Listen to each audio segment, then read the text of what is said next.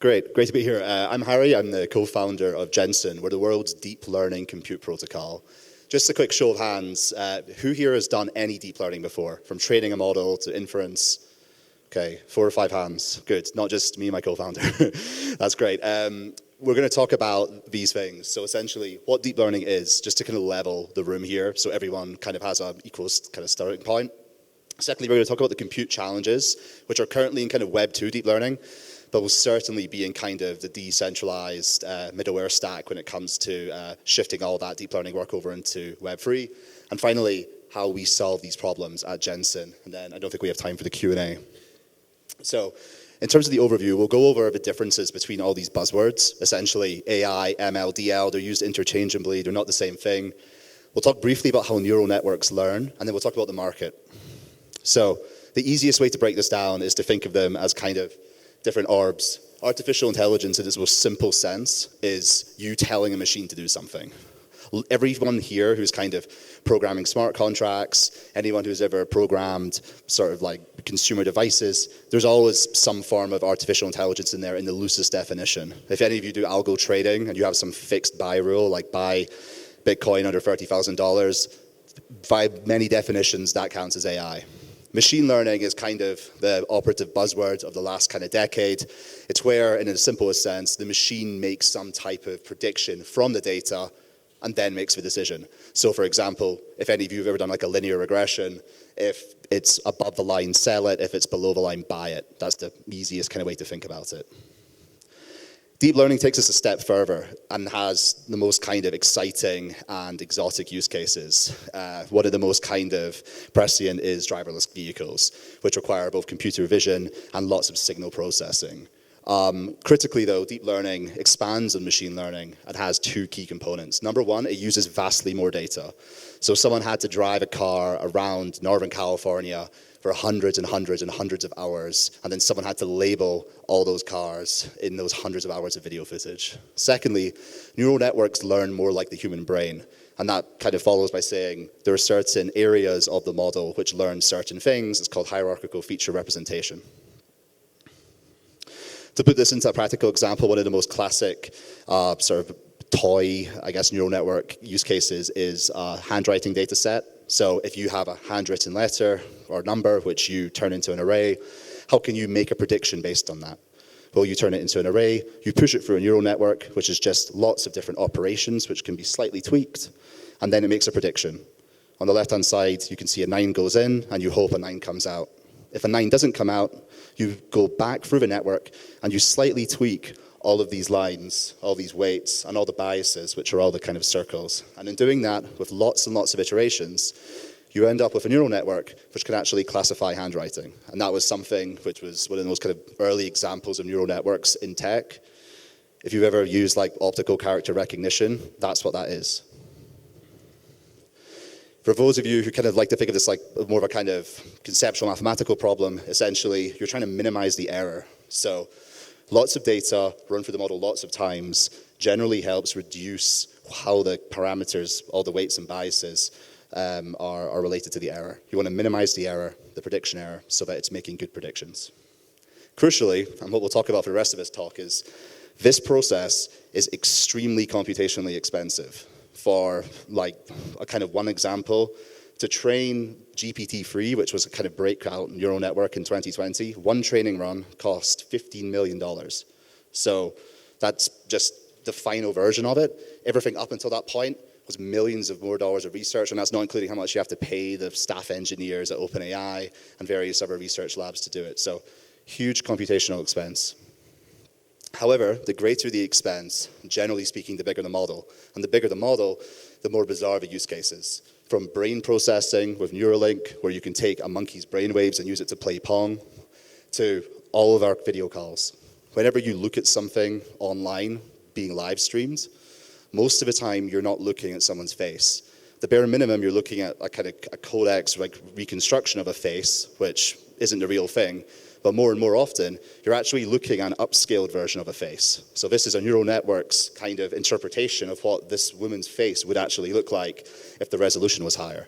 That's really useful if you want to compress bandwidth so you can have more video calls. But it also raises ethical concerns about who am I actually looking at. With these increases in computational demand come a huge market. So every 3 months, the largest models are doubling in size, and it corresponds to a nearly $2 trillion hardware market by 2030. If we're talking about middleware connecting up lots of this hardware, then there's $2 trillion worth of hardware, which by 2030 needs to come into a decentralized ecosystem. And a lot of that hardware is fully focused on just doing deep learning. So to summarize, deep learning uses artificial neural networks to analyze and understand patterns. It uses lots of data and crucially lots of compute. The 2030 market size is nearly $2 trillion for all the hardware required to make this work. And it will completely change the human experience, from being able to bring dead loved ones back to life by analyzing all their text messages and recreating versions of them, which sound and maybe look real if you add a kind of visual component, to driverless cars, to completely automated factories, to carving out huge swaths of white-collar jobs, which are essentially repetitive and can be learned by a neural network. There are 5 challenges, though. Principally, the main one is oligopolists. Everyone in this room has a probably negative relationship with this guy, and the main reason we have a negative relationship with him at Gensyn is that middle kind of box there, a 61% gross margin on all compute. So if you're trying to train one of those models that costs $15 million, you're essentially giving more than half of that money to him. And it simply does 2 things. Number one, it centralizes a lot of power in AWS, EC2, in GCP, in Azure. But secondly, it also just makes it harder to do deep learning research because it just costs more money. More kind of, I guess, like politically, there are issues around the way in which there's a centralization of deep learning compute in the military. So originally, neural networks actually came from the US Navy. And the idea there was to use them to predict the weather. They still can't predict the weather well, but that's where they kind of came from. Now, there's so much R&D put into missile systems, missile defense systems, autonomous drones, autonomous soldiers as well, at Boston Dynamics. Not to mention general kind of command and conquer facial recognition. If you look at the bottom here, these are basically face paint patterns which spoof facial recognition systems. If you remember the kind of riots in Hong Kong about 2 or 3 years ago, this was a very kind of common thing where people would paint their faces in a way which made the machine not think that looked like a human face. Kind of more in the digital realm, we have the issues around censorship. The majority of censorship today is conducted automatically via deep learning models, which can process text. It used to be you had to take someone's tongue to stop them from talking. Now the only thing you have to do is stop them accessing certain transistors. And the arbiter of who gets to access those transistors is a machine, which is programmed by somebody who you don't know and is making decisions in a complete black box environment. You see this creeping in more and more and more with Google banning training of certain neural networks in their system, to more and more people censoring. You can see in the top one there in China. Less topical are the supply chain issues. A good reason to decentralize compute is that a lot of the time accessing compute is difficult. People stockpile compute and chips. The recent chip crisis is a good example for that. It's hugely exposed to geopolitical issues. For example, the best chips, the ones which are the smallest at 10 nanometers, are almost exclusively produced in Taiwan. So Taiwan is geopolitically at risk just now. If something bad happens there, it completely changes the dynamic of who owns the chip design and manufacture. And finally, and probably most close to everyone in this room, is the fact that to access compute, generally you want to trust the person whose device you're running the deep learning model on. This is something we've seen with lower level general compute with the likes of Ethereum proof of work, whereby you could access lots of processing power, typically GPUs and ASICs, in order to train or in order to keep the network validated. However, at post-merge, there's lots of hardware which is simply not being used. We speak to lots of miners who just have, shipping containers full of RTXs, of NVIDIA V100s, and are earning no or low revenue on them. A lot of them have gone to Ethereum Classic, which isn't providing much yield. So, to summarize, oligopolists extract fat margins. The same oligopolists and governments use compute to control, censor, and kill people. Supply chains are highly unstable and have huge geopolitical choke points. And there are terahashes of compute which are just underused or just sitting idle. We solve all of these problems at Gensyn. So we'll talk you through what the deep learning compute protocol does, why it's cost efficient and high scale, and we'll talk a little bit about our roadmap. But fundamentally, what we're trying to do is move from this to this. And the overall goal here is to move it to a more decentralized future whereby one person isn't controlling who can do all the deep learning. We're a trustless layer 1 protocol that trains user-submitted deep learning models with a cost which is estimated 80% cheaper per hour versus AWS. It still maintains security, unlike a number of the kind of previous iterations in the space which try to do deep learning compute. And we enable this via a novel verification system.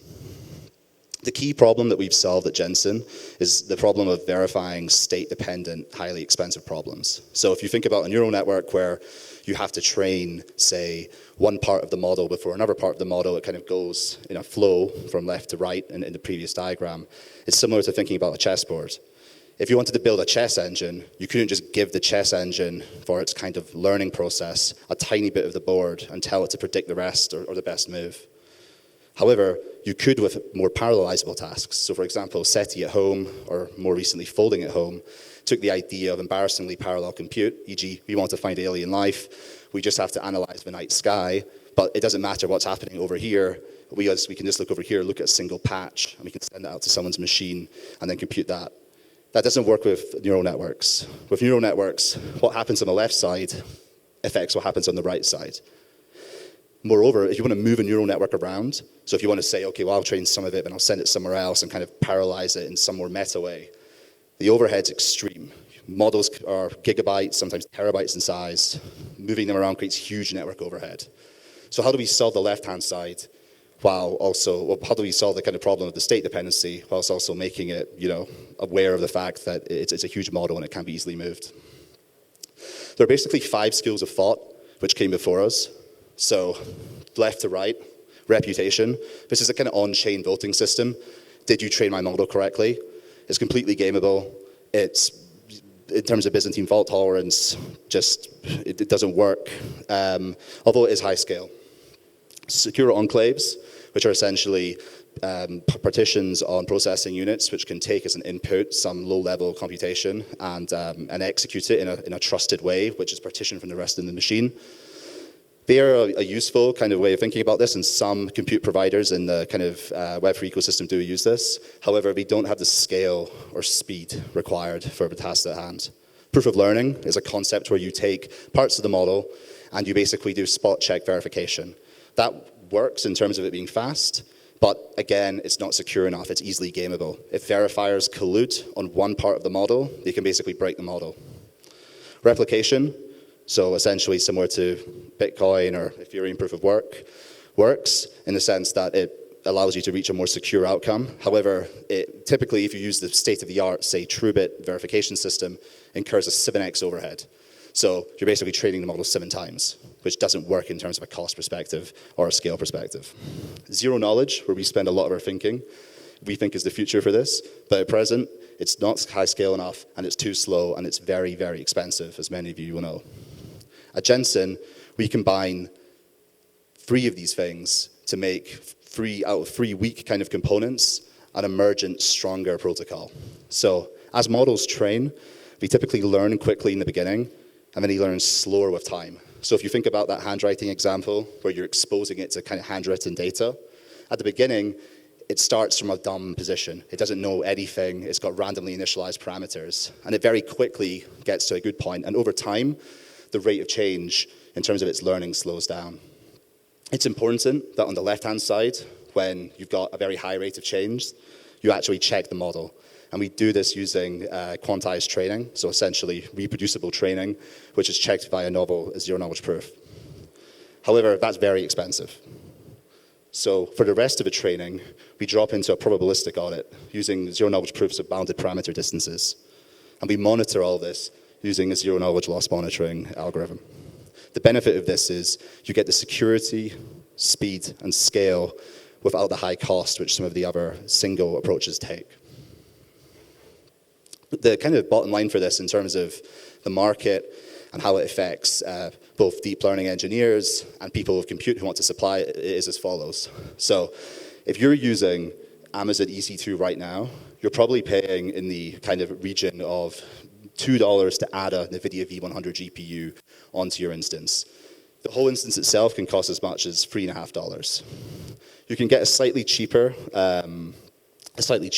solution if you go with, say, a provider which is purely specialized for deep learning, like Vast AI, but you're still paying more, way more, than the actual cost of a V100 if you're putting it onto the Ethereum Classic network. So right now, that V100 in a network pool earns $0.01 an hour. And that's not like a kind of typo, like $2 over here, like 1 cent an hour over here. It's a huge arbitrage opportunity, but the only reason no one's done it yet is because they can't solve the verification problem. If you can connect all that supply to all that demand, you have a network with a utility token that's solving real-world problems at internet scale at a free market price, and that's our goal. And our estimated price for this is roughly 40 cents an hour, maybe compressing to 30 cents an hour, depending on the machine. So, to summarize, we're pushing forward the frontiers of compute for deep learning. We're releasing our restricted testnet in Q2. If you're interested, either in working with us, we've got open positions. If you're interested in using the testnet because you do deep learning and you want a cheaper price, or if you're someone who's been squeezed out of an existing mining pool and you have hash rate you want to commit, then we're very interested in talking to you. And feel free to come to me or my co-founder later on today, and we can talk about it. But thank you so much.